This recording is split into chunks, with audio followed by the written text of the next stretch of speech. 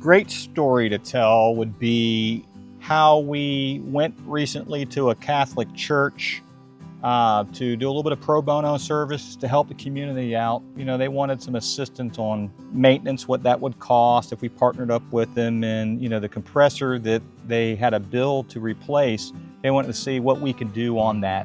What we did was we said, let's go ahead and first, just before we go quoting the compressor on this 15-ton air conditioner for the second floor, why don't we go ahead and make sure that the compressor is even bad?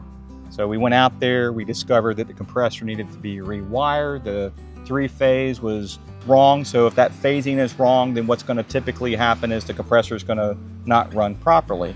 We wound up cleaning up the unit, balancing the refrigerant charge. They didn't have to replace the compressor. They went from having no air to having air conditioning. And after they got that air conditioning up and running, we began our partnership.